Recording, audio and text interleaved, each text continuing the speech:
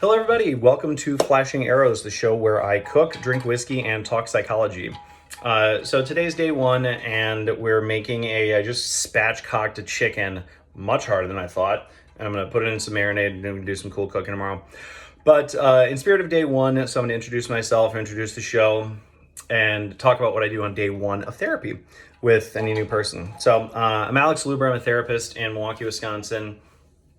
And the show came together because I was listening to a podcast a couple years ago where this dude was talking about trauma, society, and community. And he said there should just be these we really ought to have big flashing arrows in our culture, in our society that says it's just your trauma.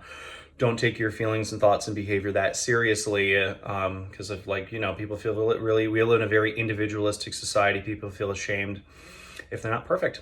And so, or at poor behavior, and it's like, but it's trauma. Just like, let's look within rather than trying to pathologize this immediately.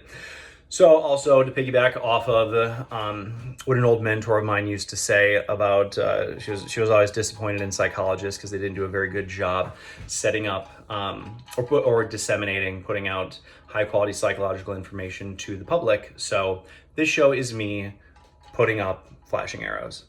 So day one of therapy, because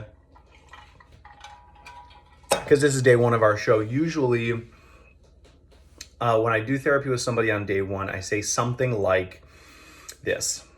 I say something like, if you could consciously choose to feel less anxious and depressed and crappy about your life situation, you surely would, and I would love to be out of a job. But you can't. These thoughts and feelings are emerging from a place you're not conscious of. So the smart money is actually on figuring out where they came from and do they have a message for you? And most people never draw the connection between, like, if you grew up in a family where nobody talked about feelings, like, and now you can't, show any vulnerability. You can't, there's a lot of feelings you need to process because life is hard and challenging and full of random suffering, and so you need to digest those feelings. You need to metabolize those experiences. But if you never learned how to, you're not gonna have a good time. And so people put so much blame on themselves. We put so much emphasis and importance on being in control of our lives. But that's why there's still such a stigma around therapy, and a lot of people have a hard time with it because you learn this lesson quickly of you're not in as much control as you thought you were.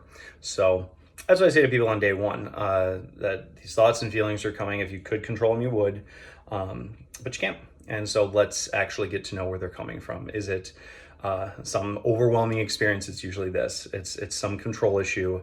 I always wish people could spend a couple years sitting in my chair, because we'd realize everyone's coming in with a variation of a control issue. Because something happened that was really overwhelming somewhere along the way, and now you're just kind of white knuckling the steering wheel of your life. So let's actually metabolize that experience for you so that you can start having some more free head space. So anyway, I'm gonna get my hands dirty and go golfing with my buddy Steve. So thanks for watching the show. Just little psychological tidbits and cooking projects from Alex's kitchen, and about just talking about stuff I've been thinking about over the week, or conversations that I'm having with my therapy people.